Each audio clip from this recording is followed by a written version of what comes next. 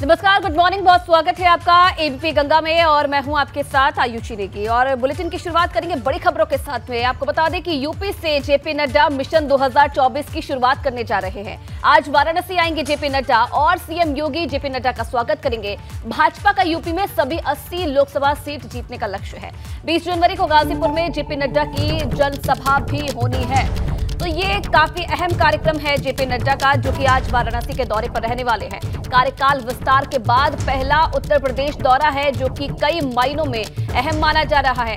ये भी कहा जा रहा है कि 2024 की शुरुआत उत्तर प्रदेश से करेंगे, क्योंकि भाजपा का यूपी में सभी 80 लोकसभा सीट जीतने का लक्ष्य रखा गया है। क्या रणनीति है, क्या तैयारी है यूपी में लोकसभा चुनाव की, इसका आकलन करने के लिए खुद जेपी नड्डा अब यूपी में रहने वाले हैं। आज सबसे पहले वाराणसी वो जाएंगे, जहां काशी विश्वनाथ के दर्शन करेंगे, पूजन करेंगे और उसके बाद आगे कार्यक्रमों में शिरकत करेंगे। 20 जनवरी को गाजीपुर में एक जनसभा को संबोधित करने का कार्यक्रम भी जेपी नड्डा का है। यहां आज सीएम योगी आदित्यनाथ जेपी नड्डा का स्वागत करेंगे, क्योंकि कार्यकाल विस्तार के बाद ये पहला मौका है जब जेपी नड्डा उत्तर प्रदेश में रहेंगे। तो काफी अहम उनका ये कार्यक्रम माना जा रहा है। 2024 में कैसे फतेह करना है उत्तर प्रदेश, कैसे फतेह करनी है 80 सीटें, जिनका दावा भारतीय जनता पार्टी की तरफ से किया जा रहा है, इसे लेकर मंथन होगा। कार्यकारिणी की बैठक हुई 2 दिन तक, उसमें भी उत्तर प्रदेश को लेकर कई चर्चा हुई है और माना जा रहा है कि जब उत्तर प्रदेश में रहेंगे जेपी नड्डा, तो आगे कैसे विजय रथ को बढ़ाना है, इससे लेकर तमाम मंत्रियों के साथ चर्चा कर सकते हैं।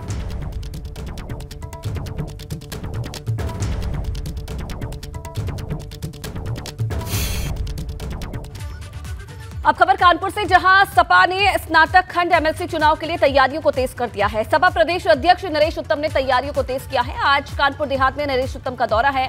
5 सीटों के लिए स्नातक खंड के एमएलसी चुनाव होने हैं। आपको बता दें कि सपा ने सभी सीटों पर प्रत्याशी उतारे हैं और 30 जनवरी को सभी सीटों पर मतदान होना है। तो समाजवादी पार्टी ने भी अपनी तैयारियां तेज कर दी है। आज प्रदेश अध्यक्ष नरेश उत्तम पटेल कानपुर देहात के दौरे पर रहने वाले हैं। क्या तैयारी है और इसे लेकर आज आकलन करेंगे। कानपुर का दौरा अहम माना जा रहा है। 5 सीटों के लिए चुनाव होने हैं, 30 जनवरी को मतदान होना है और उससे पहले क्या समाजवादी पार्टी की तैयारी है, इसे लेकर मंथन किया जाएगा।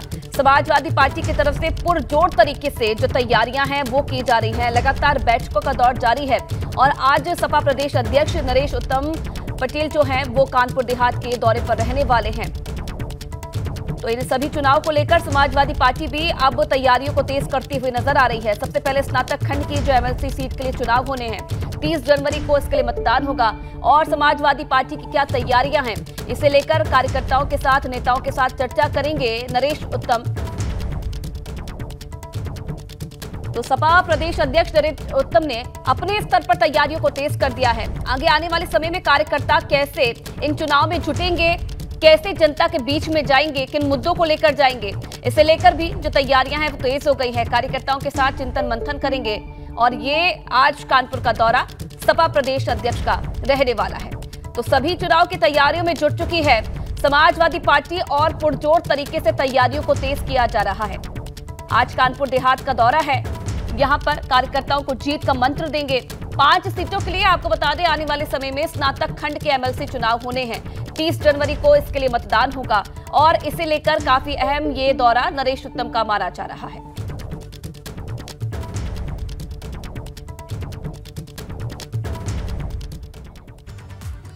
तो एक तरफ तो अखिलेश यादव थर्ड फ्रंट की तैयारी कर रहे हैं, तो वहीं मुस्लिम वोट सपा को 3 मोर्चों से चुनौती मिल रही है, क्योंकि जो मुस्लिम वोट सपा की सबसे बड़ी ताकत माना जाता है, उसमें भाजपा पसमानदा तो बसपा बड़े चेहरों के जरिए सेंध लगाती नजर आ रही है। अब मुस्लिम वोट थोड़ा भी इधर उधर हुआ तो समाजवादी पार्टी की मुश्किल भी बढ़ जाएगी, क्योंकि पहले ही समाजवादी पार्टी सांसद वर्ग ने मायावती की तारीफ करके सपा की टेंशन को बढ़ा दिया है।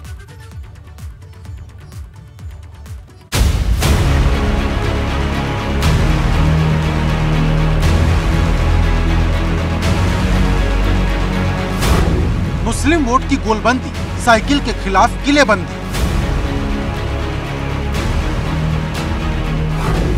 खतरे में मुस्लिम वोट, सपा पर चौतरफा चोट। जैसे जैसे 24 की जंग नजदीक आ रही, उत्तर प्रदेश की पॉलिटिक्स मुस्लिम सेंट्रिक होती जा रही, क्योंकि भाजपा हो या बसपा या फिर कांग्रेस, सबकी कोशिश यूपी के 18 से ज्यादा फीसदी वोट को अपने पाले में लाकर समाजवादी पार्टी की मुश्किल बढ़ाने की है। क्योंकि भाजपा अपने मिशन 80 को पूरा करने के लिए पसमानदा वोटर को रिझाने में लगी है। उसे लगता है कि जो कामयाबी रामपुर में मिली, अगर पसमानदा वोट पूरी तरह से उसकी तरफ आ गया तो भाजपा का यूपी की हर सीट पर कमल खिलाने का मिशन आसान हो जाएगा। क्योंकि भाजपा की राष्ट्रीय कार्यकारिणी में भी पसमानदा वोट पर खूब चर्चा हुई। गतिविधि नियमित रूप से कैसे चलानी है हमें, वो पार्टी की गतिविधि हम लोगों ने संगठनात्मक भी और हमारी विचारधारा से जुड़े विषय भी, और जो हमारे सेवा के रचनात्मक काम है, हमारी सरकार के विषय हैं, वो जनता के बीच में ले जाने हैं किस प्रकार से, ये सारा सब लोग तय किया। और हम लोग उसी के परिप्रेक्ष्य में प्रदेश कार्य समिति की बैठक, फिर प्रदेश के बाद जिलों की बैठक और जिलों के बाद मंडलों की बैठकों के माध्यम से अपना विषय नीचे तक सर्कुलेट हम लोग कर पाएंगे। लेकिन जहां भाजपा सीधी चाल चल रही, वहीं एक टेढ़ी चाल भी चल रही। क्योंकि जिस तरह से आजम खान, इरफान सोलंकी, शहरजिल इस्लाम जैसे नेताओं पर एक्शन हुआ, उसे सपा को मुस्लिम मोर्चे पर कमजोर करने की कोशिश के तौर पर देखा जा रहा। क्योंकि इन नेताओं की मुश्किल बढ़ती जा रही और सपा चाहकर भी कुछ नहीं कर पा रही। इसी तरह बसपा मुस्लिमों के बड़े चेहरे के दम पर सपा को चुनौती दे रही। क्योंकि हाल ही में बसपा ने जहां कई बड़े मुस्लिम चेहरों को पार्टी में शामिल कराया, वहीं सहारनपुर में इमरान मसूद और प्रयागराज में अतीक अहमद की पत्नी को मेयर पद का उम्मीदवार भी बनाया। उत्तर प्रदेश में सियासी पार्टियां मुस्लिम वोट बैंक को लेकर गोलबंदी करती नजर आ रही हैं। समाजवादी पार्टी की कोशिश है कि मुस्लिम वोट बैंक जो 2022 के विधानसभा चुनाव में उसके साथ था, वो 2024 के लोकसभा चुनाव में भी उसके साथ रहे।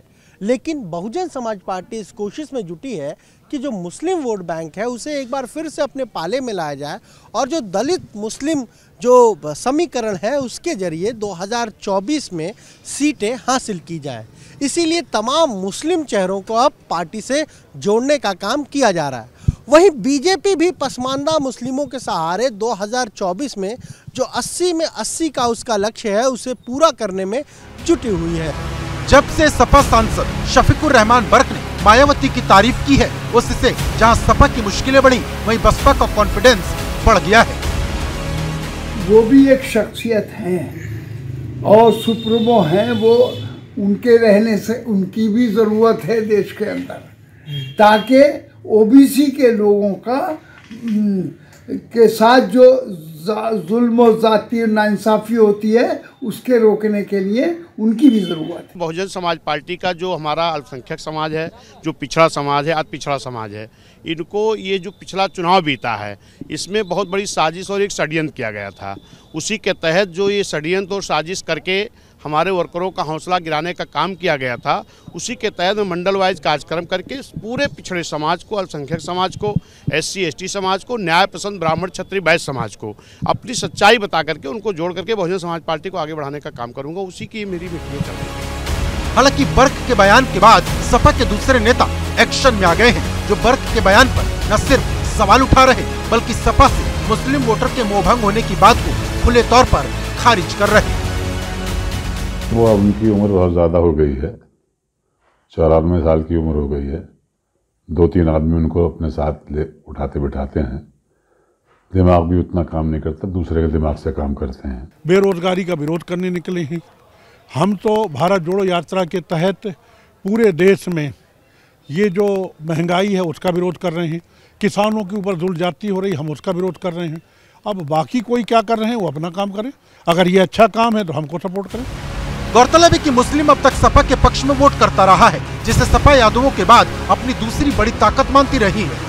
ये यादव मुस्लिम गठजोड़ का ही दम था कि सपा का वोट प्रतिशत पहली बार रिकॉर्ड 32% वोट तक पहुंचा। लेकिन जिस तरह से समाजवादी पार्टी को अब भाजपा, कांग्रेस और बसपा से अलग अलग मोर्चे पर चुनौती मिल रही, उससे सवाल बड़ा है कि क्या सपा का 24 में भाजपा का रथ रोकने का मिशन अधूरा रह जाएगा, या फिर मुस्लिम वोटर तमाम दावों को खारिज करते हुए सपा के साथ खड़ा नजर आएगा।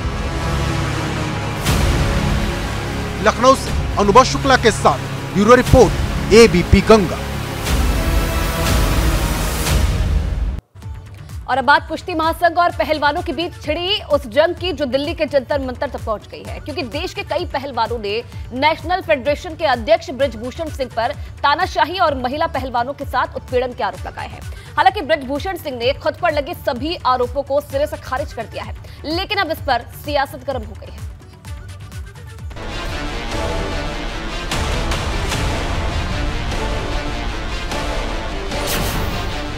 विवादों में कुश्ती संघ, जंतर मंतर पर पहलवानों ने लगाया मंच।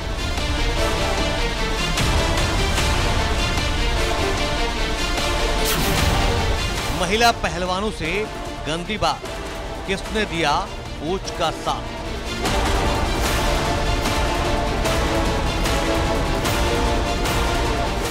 भारतीय कुश्ती संघ और नेशनल फेडरेशन के अध्यक्ष बृजभूषण सिंह इन दिनों सवालों में हैं, क्योंकि देश के शीर्ष पहलवानों ने दिल्ली के जंतर मंतर पर विरोध प्रदर्शन करते हुए रेसलिंग फेडरेशन ऑफ इंडिया के अध्यक्ष और कोच पर महिला पहलवानों का यौन उत्पीड़न करने का आरोप लगाया है। जो हमने इल्जाम लगाए हैं, इल्जाम नहीं है, वो सच्चाई है। वो इल्जाम आप उसको बोल नहीं सकते हैं। देश का माननीय सुप्रीम कोर्ट बैठा है जांच करने के लिए। देश के प्रधानमंत्री जी, गृह मंत्री जी हैं, वो शायद हमें सुन रहे होंगे, और जब जांच हो जाएगी तो सब साफ हो जाएगी कौन सही है कौन गलत है। इतने एथलीट, मतलब उनका क्या कहना है कि मतलब इतने एथलीट झूठे हैं और वो सिर्फ एक सिंगल पर्सन ठीक है, तो मतलब। इस आरोप के बाद न सिर्फ सियासी भूचाल आ गया है, बल्कि बात महिला आयोग और FIR तक पहुंच गई है। वो अरेस्ट होना चाहिए और जितने भी कोचेस का नाम सामने आ रहा है उन सब के ऊपर भी सख्त से सख्त कार्रवाई होनी चाहिए। ये लड़कियों ने, ये शेरनियां हैं, ये देश के लिए लड़ी हैं। आज ये क्या अकेले यहाँ पे जंतर मंतर पे बैठेंगी? और इनके आंसू देश कैसे बर्दाश्त कर सकता है?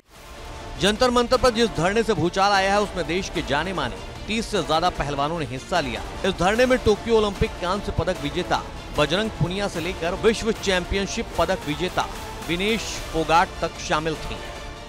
वो चीजें हमारे पास वीडियो भी है। आप कोचिज को गाली दे रहे हैं, कोचिज का काम भी खुद कर रहे हैं और रेफरी का काम भी खुद कर रहे हैं और प्रेसिडेंट तो है ही, तो सब कुछ अपने आप ही कर रहे हैं। फिर दूसरों की क्या जरूरत, आप ही करवा लो बैठ के। नेशनल चैंपियन नहीं हुई, बहुत लंबे समय से प्रॉब्लम्स हैं और बस इसीलिए देख सकते हो आप कितने सारे रेसलर्स हैं, कितने नामी रेसलर्स यहाँ बैठे अपनी ट्रेनिंग छोड़ करके। वहीं इन सब के बीच नेशनल फेडरेशन के अध्यक्ष बृजभूषण सिंह की सफाई आई है, जो किसी भी तरह के उत्पीड़न की बात से इनकार कर रहे हैं। तो होना चाहिए, कोई तो होना चाहिए सामने कि सांसद जी ने, बृजभूषण सिंह जी ने, फेडरेशन के जो अध्यक्ष हैं, उन्होंने फला खिलाड़ी का शोषण किया है, सामने होना चाहिए, नहीं होना चाहिए। रेसलिंग फेडरेशन ऑफ इंडिया आज उस वक्त सवालों के घेरे पे आ गई जब अंतर्राष्ट्रीय स्तर पर मशहूर खिलाड़ी बजरंग पुनिया, साक्षी मलिक और विनेश फोगाट ने एक के बाद एक कई गंभीर आरोप लगाए। अगर बात की तो तीनों ही मशहूर खिलाड़ियों ने आज जंतर मंतर पर प्रदर्शन किया, धरने पर बैठे और साफ तौर पे कहा कि फेडरेशन अपनी मनमानी कर रहा है। इसके साथ साथ मुख्य कोच पर सेक्सुअल हैरेसमेंट के आरोप लगाए, रेसलिंग फेडरेशन ऑफ इंडिया के अध्यक्ष के ऊपर सेक्सुअल हैरेसमेंट के आरोप लगाए और ये भी कहा है कि जो खिलाड़ी हैं उनको सही तरीके से मूलभूत सुविधाएं नहीं दी जा रही है। अब सवाल इस बात का है कि खिलाड़ी और कुश्ती संघ में से कौन सच बोल रहा है, क्योंकि सच क्या है यह पूरा देश जानना चाहता है, क्योंकि सवाल कुश्ती का और खेल का है, उन खिलाड़ियों का है जिन्होंने पदक दिलाने के लिए अपनी जान लगा दी। ब्यूरो रिपोर्ट, ABP गंगा। और आगरा में आज होगा सांसद खेल मैराथन का शुभारंभ। सीएम योगी वर्चुअली करेंगे सांसद खेल मैराथन का शुभारंभ। करीब 20,000 से ज्यादा लोग मैराथन में भाग लेंगे। मैराथन को सीएम योगी हरी झंडी दिखाएंगे, तो ये बड़ी जानकारी मिल रही है। आगरा में आज से सांसद खेल मैराथन का शुभारंभ होने वाला है। खुद सीएम योगी आदित्यनाथ वर्चुअली इस सांसद खेल मैराथन का शुभारंभ करेंगे, जिसमें कई जो लोग हैं हिस्सा लेंगे। 20,000 से ज्यादा जो लोग हैं मैराथन में भाग लेंगे, ये जानकारी मिल रही है। और मैराथन को सीएम योगी आदित्यनाथ हरी झंडी दिखाएंगे। तो आगरा में आज सांसद खेल मैराथन का शुभारंभ होगा। वर्चुअली सीएम योगी आदित्यनाथ इसमें जुड़ेंगे और इसका शुभारंभ करेंगे। और एक और बड़ी खबर आपको बता दें, लखनऊ यूपी मदरसा बोर्ड की मीटिंग में बड़ा फैसला लिया गया है। राष्ट्रीय बाल अधिकार संरक्षण आयोग की सिफारिश को खारिज कर दिया है। राष्ट्रीय बाल संरक्षण आयोग ने लिखा था पत्र, मदरसों में गैर मुस्लिम बच्चों के प्रवेश पर पत्र लिखा गया था और गैर मुस्लिम बच्चों का अन्य विद्यालयों में कराने की मांग की गई थी। राष्ट्रीय बाल संरक्षण आयोग ने पत्र लिखा था जिसे खारिज कर दिया गया है। मदरसों में गैर मुस्लिम बच्चों के प्रवेश पर पत्र लिखा गया था जिसे खारिज कर दिया है। अब खबर प्रयागराज से है, जहां माफिया मुख्तार को हाईकोर्ट से बड़ा झटका लगा है। मुख्तार को जेल में सुपीरियर क्लास की सुविधा देने का आदेश जो था वो रद्द हो गया है। लोअर कोर्ट को सिर्फ सिफारिश का अधिकार है। हाईकोर्ट की तरफ से कहा गया है आदेश मानना या नामंजूर करना सरकार का अधिकार है। जेल में सुपीरियर क्लास सुविधा का हकदार नहीं है मुख्तार अंसारी। हाईकोर्ट की टिप्पणी, मुख्तार अंसारी गैंगस्टर, बाहुबली, दुर्दांत और आदतन अपराधी है। हाईकोर्ट ने यूपी सरकार की याचिका को मंजूर करते हुए यह आदेश दिया है और उत्तर प्रदेश सरकार की याचिका में गाजीपुर के स्पेशल एमपी एमएलए कोर्ट द्वारा मुख्तार अंसारी को बांदा जेल में सुपीरियर क्लास की सुविधा दिए जाने का आदेश दिया गया था जिसे खारिज कर दिया है। यूपी सरकार ने गाजीपुर कोर्ट के इसी आदेश को इलाहाबाद हाई कोर्ट में चुनौती दी थी। यूपी सरकार का कहना था कि उत्तर प्रदेश जेल मैनुअल 2022 के मुताबिक अदालत को सुपीरियर क्लास देने का केवल संतुष्टि करने का अधिकार है। उसे मानना या अस्वीकार करने का अंतिम अधिकार राज्य सरकार के पास होता है और जेल मैनुअल के तहत ये सुविधा देते समय विचाराधीन कैदी की शिक्षा, उसका आचरण, आपराधिक घटना की प्रकृति और आपराधिक मंशा भी देखी जाती है। मुख्तार अंसारी का लंबा आपराधिक इतिहास है। उसके खिलाफ 58 आपराधिक केस दर्ज हैं और वो एक गिरोह का सरगना भी है। गाजीपुर कोर्ट ने 15 मार्च 2022 को आदेश जारी किया था। जस्टिस डीके सिंह की सिंगल बेंच ने ये आदेश दिया है।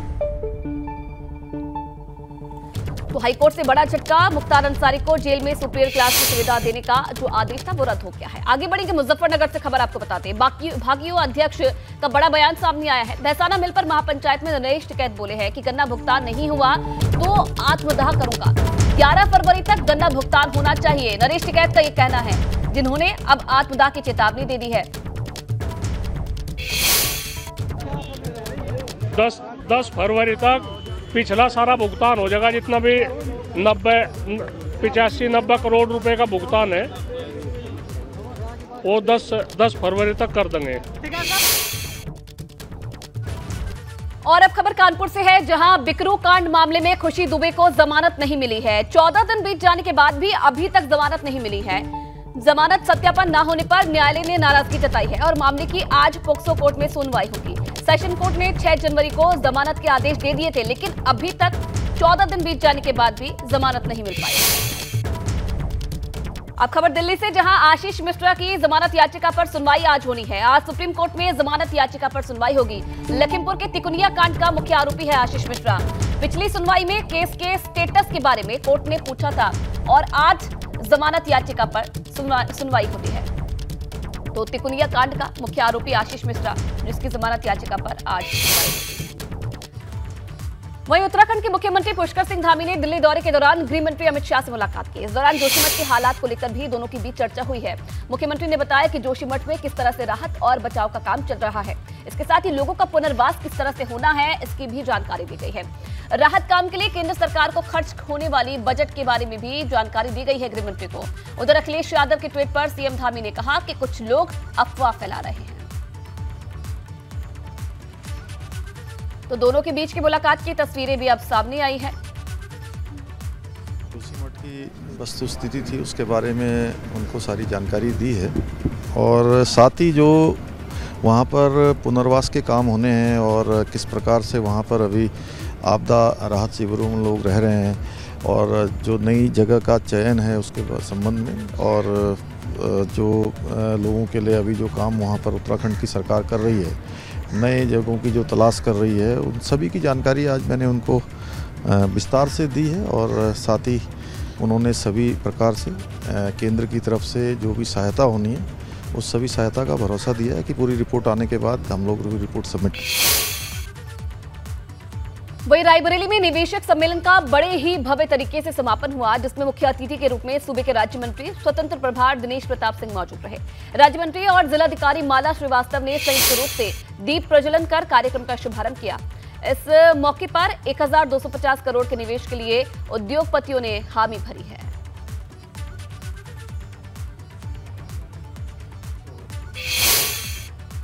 बस्ती पहुंचे सपा नेता स्वामी प्रसाद मौर्य ने कार्यकर्ता सम्मेलन में शिरकत की और कार्यकर्ताओं को संबोधित भी किया। भाजपा सरकार पर निशाना साधते हुए कहा कि भाजपा सरकार में अर्थव्यवस्था खतरे में है और भारतीय जनता पार्टी की सरकार ईस्ट इंडिया कंपनी की तरह देश की सभी सरकारी कंपनियों को बेच रही है। तो स्वामी प्रसाद मौर्य का बयान, युवाओं को लेकर भी सरकार पर निशाना उन्होंने साधा।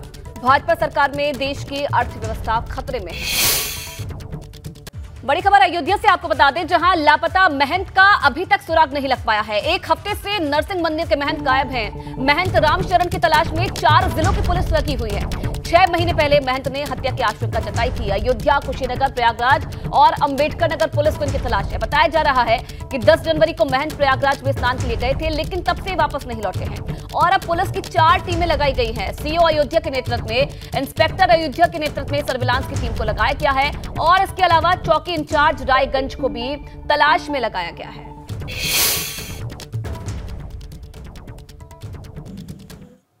बड़ी खबर कानपुर से बता दें आपको, पेट्रोल पंप पर मारपीट को लेकर कार्रवाई हुई है। पुलिस ने आरोपी सिपाही समेत 2 लोगों को पकड़ा है। कुछ दिन पहले पेट्रोल पंप पर मारपीट की गई थी और तहरीर मिलने पर पुलिस ने गिरफ्तारी की है। पनकी थाना पुलिस ने आरोपियों को गिरफ्तार किया है।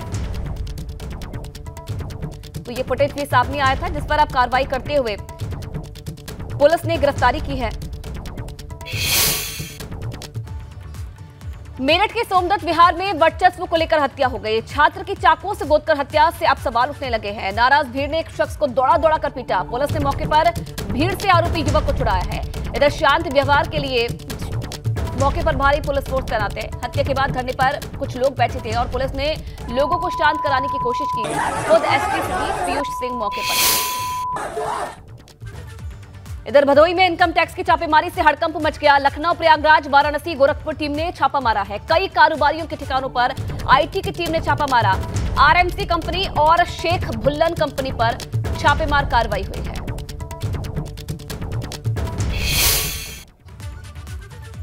अब खबर आगरा से है। फर्जी दस्तावेजों से रजिस्ट्री कराने वाली गैंग का खुलासा हुआ है। पुलिस ने गिरोह के 3 शातिर सदस्यों को अरेस्ट किया है। 4 करोड़ में फर्जी कागजात बनवाकर जमीन बेची जा रही थी। 23 लाख बरामद हुए हैं। 80 लाख बैंक अकाउंट में सीज कराए गए हैं और 60 लाख की जमीन भी आरोपी ने खरीदी, वो भी कुरकूंगी। फर्जी रजिस्ट्री पता लग चलने पर युवती ने आत्महत्या की और थाना एतमादपुर पुलिस और एसओजी ने कार्रवाई की। वाराणसी में इन दिनों बीएचयू में माहौल गर्मा गया है। यहां हॉस्टल में खाने को लेकर छात्राओं ने वीसी के आवास पर प्रदर्शन किया। 3 सूत्री मांगों को लेकर धरना दिया और खाने की गुणवत्ता पर सवाल उठाए।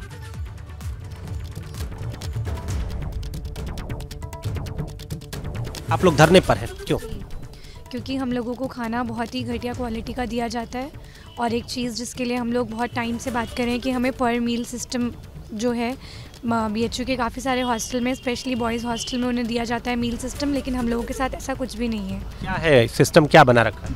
कि हम खाएं चाहे ना खाएं, हमें सारा पैसा जो है वो एडवांस में पे करना है मंथ के शुरू होते समय। और अब खबर हमीरपुर से है, जहां मुख्यमंत्री सामूहिक विवाह सम्मेलन के मंडल से एक दुल्हा मौके से दुल्हन को छोड़कर फरार हो गया। सम्मेलन में हस्ताक्षर करने के बाद दुल्हा फरार हो गया, जिसके बाद अब दुल्हन के परिजनों ने राठ कोतवाली में तहरीर दी। लड़की पक्ष ने दहेज मांगने का आरोप लगाया है।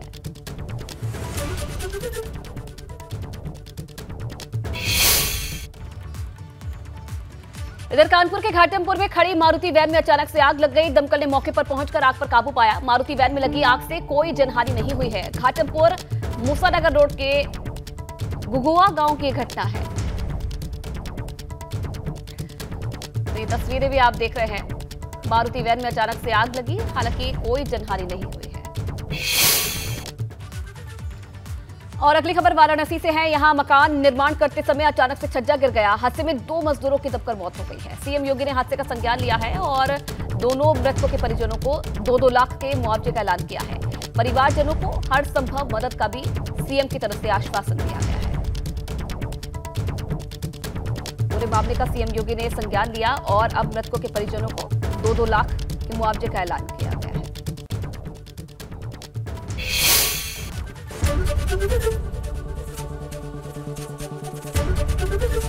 एबीपी गंगा, खबर आपकी, जुबान आपकी।